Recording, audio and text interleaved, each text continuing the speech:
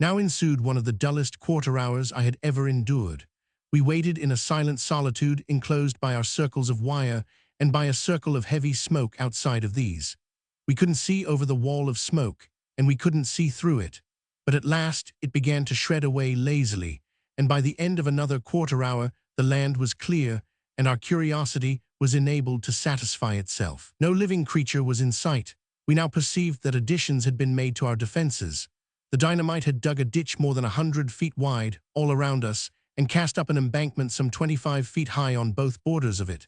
As to destruction of life, it was amazing. Moreover, it was beyond estimate. Of course, we could not count the dead, because they did not exist as individuals, but merely as homogeneous protoplasm with alloys of iron and buttons. No life was in sight, but necessarily there must have been some wounded in the rear ranks who were carried off the field under cover of the wall of smoke. There would be sickness among the others. There always is after an episode like that. But there would be no reinforcements. This was the last stand of the chivalry of England. It was all that was left of the order after the recent annihilating wars. So I felt quite safe in believing that the utmost force that could for the future be brought against us would be but small, that is, of knights. I therefore issued a congratulatory proclamation to my army in these words. Soldiers, champions of human liberty and equality, your general congratulates you. In the pride of his strength and the vanity of his renown, an arrogant enemy came against you. You were ready. The conflict was brief, on your side glorious. This mighty victory, having been achieved utterly without loss, stands without example in history. So long as the planets shall continue to move in their orbits, the battle of the sand belt will not perish out of the memories of men. The boss. I read it well, and the applause I got was very gratifying to me. I then wound up with these remarks. The war with the English nation, as a nation, is at an end. The nation has retired from the field and the war. Before it can be persuaded to return, war will have ceased. This campaign is the only one that is going to be fought.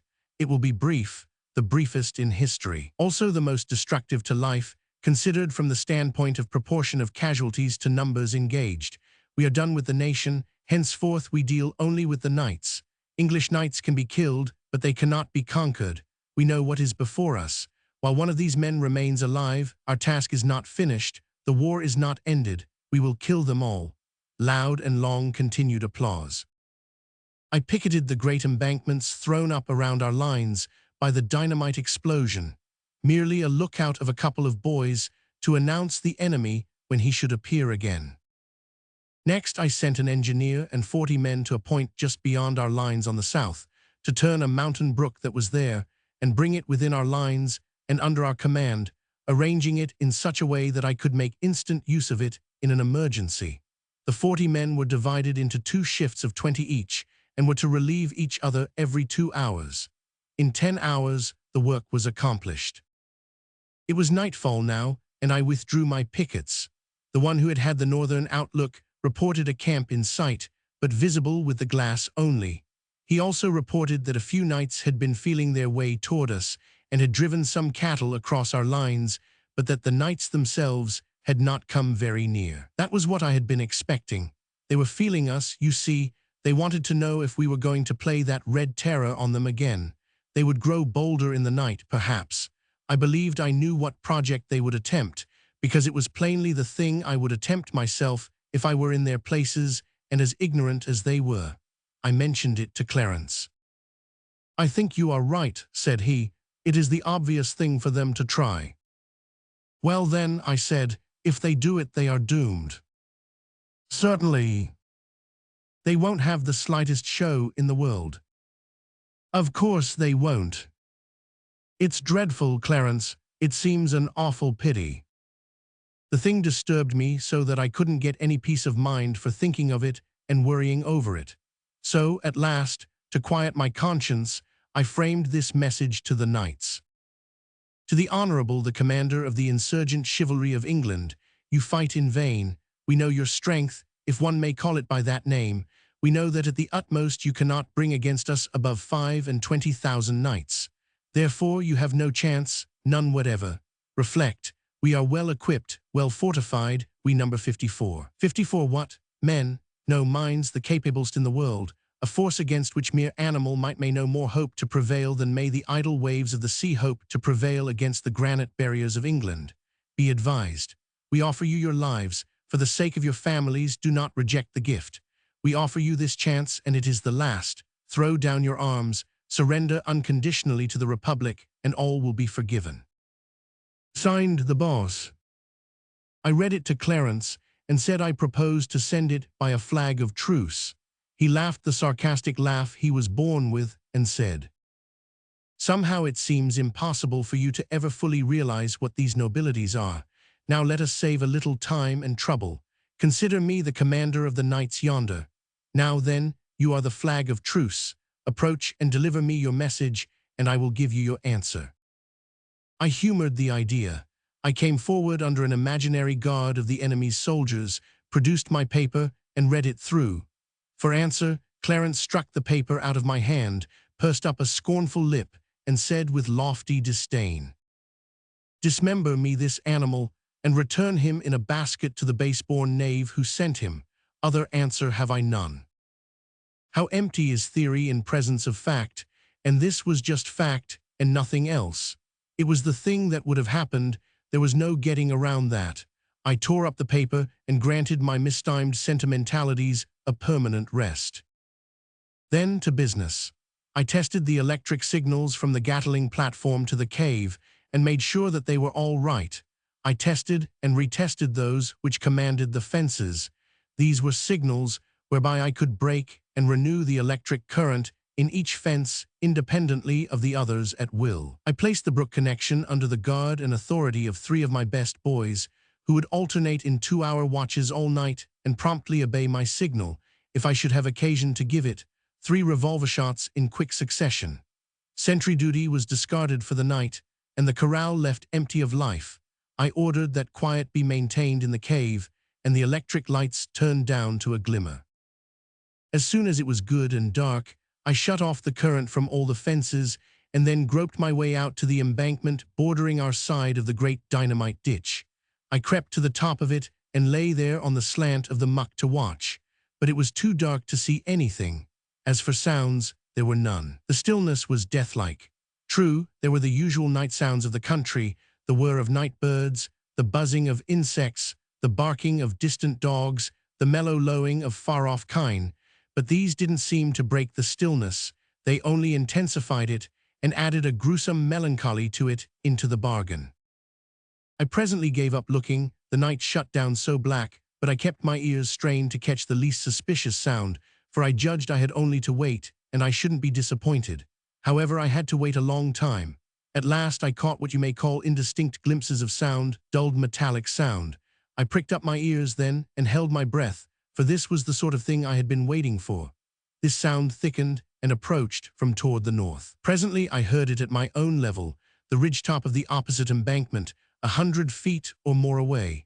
Then I seemed to see a row of black dots appear along that ridge, human heads. I couldn't tell. It mightn't be anything at all. You can't depend on your eyes when your imagination is out of focus. However, the question was soon settled. I heard that metallic noise descending into the great ditch. It augmented fast, it spread all along, and it unmistakably furnished me this fact. An armed host was taking up its quarters in the ditch. Yes, these people were arranging a little surprise party for us. We could expect entertainment about dawn, possibly earlier. I groped my way back to the corral now. I had seen enough. I went to the platform and signaled to turn the current on to the 2 inner fences. Then I went into the cave and found everything satisfactory there, nobody awake but the working watch. I woke Clarence and told him the great ditch was filling up with men, and that I believed all the knights were coming for us in a body. It was my notion that as soon as dawn approached, we could expect the ditch's ambuscaded thousands to swarm up over the embankment and make an assault, and be followed immediately by the rest of their army. Clarence said, "They will be wanting to send a scout or 2 in the dark to make preliminary observations. Why not take the lightning off the outer fences and give them a chance?" "I've already done it, Clarence. Did you ever know me to be inhospitable?" "No, you are a good heart. I want to go and—" Be a reception committee, I will go too. We crossed the corral and lay down together between the two inside fences. Even the dim light of the cave had disordered our eyesight somewhat, but the focus straightway began to regulate itself, and soon it was adjusted for present circumstances. We had had to feel our way before, but we could make out to see the fence posts now. We started a whispered conversation, but suddenly Clarence broke off and said, "What is that?" "What is what?" "That thing yonder." "What thing, where?" "There beyond you a little piece, dark something, a dull shape of some kind, against the second fence." I gazed and he gazed. I said, "Could it be a man, Clarence?" "No, I think not. If you notice, it looks a lit. Why, it is a man, leaning on the fence." "I certainly believe it is. Let us go and see." We crept along on our hands and knees until we were pretty close, and then looked up. Yes, it was a man, a dim great figure in armor, standing erect, with both hands on the upper wire, and of course, there was a smell of burning flesh. Poor fellow, dead as a doornail, and never knew what hurt him. He stood there like a statue, no motion about him, except that his plumes swished about a little in the night wind. We rose up and looked in through the bars of his visor, but couldn't make out whether we knew him or not, features too dim and shadowed. We heard muffled sounds approaching, and we sank down to the ground where we were. We made out another knight vaguely. He was coming very stealthily and feeling his way. He was near enough now for us to see him put out a hand, find an upper wire, then bend and step under it and over the lower one. Now he arrived at the first knight and started slightly when he discovered him. He stood a moment, no doubt wondering why the other one didn't move on. Then he said in a low voice, "Why dreamest thou here, good Sir Mar?" Then he laid his hand on the corpse's shoulder and just uttered a little soft moan and sunk down dead. Killed by a dead man, you see, killed by a dead friend, in fact. There was something awful about it. These early birds came scattering along after each other, about one every 5 minutes in our vicinity, during half an hour. They brought no armor of offense but their swords. As a rule, they carried the sword ready in the hand and put it forward and found the wires with it. We would now and then see a blue spark when the knight that caused it was so far away as to be invisible to us. But we knew what had happened, all the same. Poor fellow, he had touched a charged wire with his sword and been electrocuted. We had brief intervals of grim stillness, interrupted with piteous regularity by the clash made by the falling of an ironclad. And this sort of thing was going on, right along, and was very creepy there in the dark and lonesomeness. We concluded to make a tour between the inner fences. We elected to walk upright, for convenience's sake. We argued that if discerned, we should be taken for friends rather than enemies, and in any case we should be out of reach of swords, and these gentry did not seem to have any spears along. Well, it was a curious trip. Everywhere dead men were lying outside the second fence, not plainly visible, but still visible, and we counted 15 of those pathetic statues, dead knights standing with their hands on the upper wire. One thing seemed to be sufficiently demonstrated. Our current was so tremendous that it killed before the victim could cry out. Pretty soon we detected a muffled and heavy sound, and next moment we guessed what it was. It was a surprise in force coming. I whispered Clarence to go and wake the army and notify it to wait in silence in the cave for further orders. He was soon back, and we stood by the inner fence and watched the silent lightning do its awful work upon that swarming host. One could make out but little of detail, but he could note that a black mass was piling itself up beyond the second fence. That swelling bulk was dead men. Our camp was enclosed with a solid wall of the dead, a bulwark, a breastwork of corpses, you may say. One terrible thing about this thing was the absence of human voices. There were no cheers, no war cries. Being intent upon a surprise, these men moved as noiselessly as they could, and always when the front rank was near enough to their goal to make it proper for them to begin to get a shout ready, of course they struck the fatal line and went down without testifying. I sent a current through the third fence now, and almost immediately through the fourth and fifth, so quickly were the gaps filled up. I believed the time was come now for my climax. I believed that that whole army was in our trap. Anyway, it was high time to find out. So I touched a button and set 50 electric suns of flame on the top of our precipice.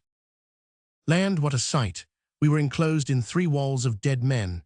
All the other fences were pretty nearly filled with the living, who were stealthily working their way forward through the wires. The sudden glare paralyzed this host, petrified them, you may say, with astonishment. There was just one instant for me to utilize their immobility in, and I didn't lose the chance. You see, in another instant they would have recovered their faculties, then they'd have burst into a cheer and made a rush, and my wires would have gone down before it. But that lost instant lost them their opportunity forever. While even that slight fragment of time was still unspent, I shot the current through all the fences and struck the whole host dead in their tracks. There was a groan you could hear. It voiced the death pang of 11,000 men. It swelled out on the night with awful pathos. A glance showed that the rest of the enemy, perhaps 10,000 strong, were between us and the encircling ditch and pressing forward to the assault. Consequently, we had them all, and had them past help. Time for the last act of the tragedy. I fired the 3 appointed revolver shots, which meant turn on the water. There was a sudden rush and roar, and in a minute the mountain brook was raging through the big ditch and creating a river 100 feet wide and 25 deep. Stand to your guns, men, open fire. The 13 Gatlings began to vomit death into the fated 10,000. They halted, they stood their ground a moment against that withering deluge of fire, then they broke, faced about, and swept toward the ditch like chaff before a gale. A full 4th part of their force never reached the top of the lofty embankment. The 3/4 reached it and plunged over to death by drowning. Within 10 short minutes after we had opened fire, armed resistance was totally annihilated. The campaign was ended. We 54 were masters of England. 25,000 men lay dead around us. But how treacherous is fortune! In a little while, say an hour, happened a thing by my own fault, but I have no heart to write that. Let the record end here. Chapter 44. A postscript by Clarence.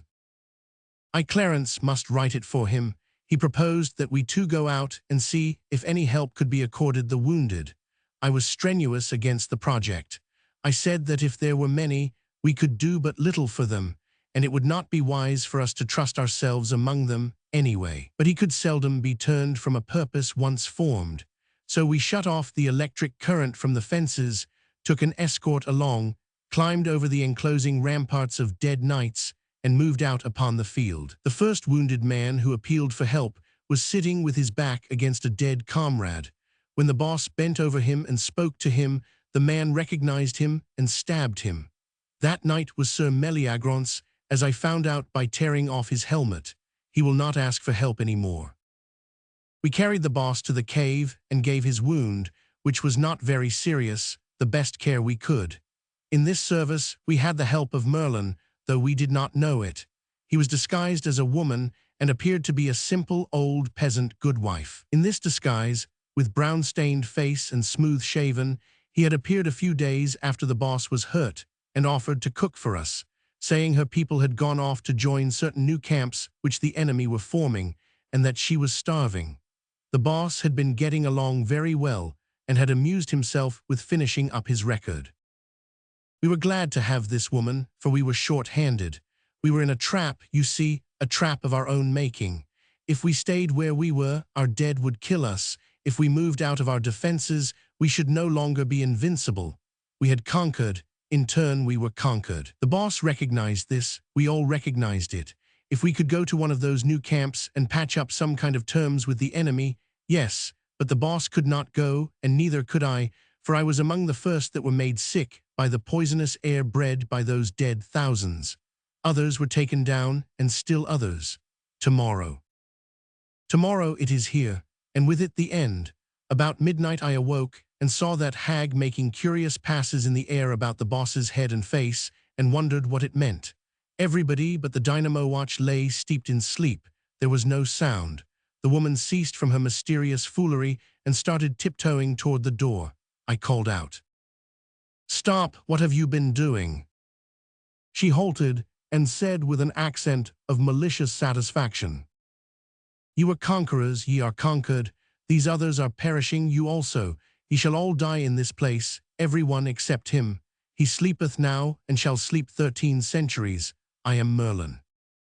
Then such a delirium of silly laughter overtook him that he reeled about like a drunken man, and presently fetched up against one of our wires. His mouth is spread open yet. Apparently he is still laughing. I suppose the face will retain that petrified laugh until the corpse turns to dust. The end of the manuscript. Final P.S. by M.T. The dawn was come when I laid the manuscript aside. The rain had almost ceased, the world was grey and sad, the exhausted storm was sighing and sobbing itself to rest. I went to the stranger's room and listened at his door, which was slightly ajar. I could hear his voice, and so I knocked. There was no answer, but I still heard the voice. I peeped in. The man lay on his back in bed, talking brokenly but with spirit, and punctuating with his arms, which he thrashed about restlessly, as sick people do in delirium. I slipped in softly and bent over him. His mutterings and ejaculations went on. I spoke, merely a word, to call his attention. His glassy eyes and his ashy face were alight in an instant with pleasure, gratitude, gladness, welcome. "Oh, Sandy, you are come at last. How I have longed for you. Sit by me, do not leave me. Never leave me again, Sandy, never again. Where is your hand? Give it me, dear, let me hold it. There, now all is well, all is peace, and I am happy again. We are happy again, isn't it so, Sandy? You are so dim, so vague, you are but a mist, a cloud, but you are here, and that is blessedness sufficient. And I have your hand, don't take it away. It is for only a little while, I shall not require it long." Was that the child? Hello, Central. She doesn't answer. Asleep, perhaps. Bring her when she wakes, and let me touch her hands, her face, her hair, and tell her goodbye. Sandy, yes, you are there. I lost myself a moment, and I thought you were gone. Have I been sick long? It must be so. It seems months to me. And such dreams, such strange and awful dreams, Sandy. Dreams that were as real as reality. Delirium, of course, but so real. Why, I thought the king was dead. I thought you were in Gaul and couldn't get home. I thought there was a revolution.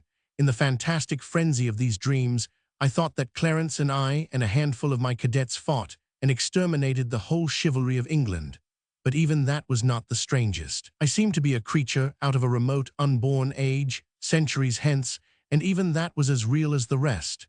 Yes, I seemed to have flown back out of that age into this of ours, and then forward to it again, and was set down, a stranger and forlorn in that strange England, with an abyss of 13 centuries yawning between me and you, between me and my home and my friends, between me and all that is dear to me, all that could make life worth the living.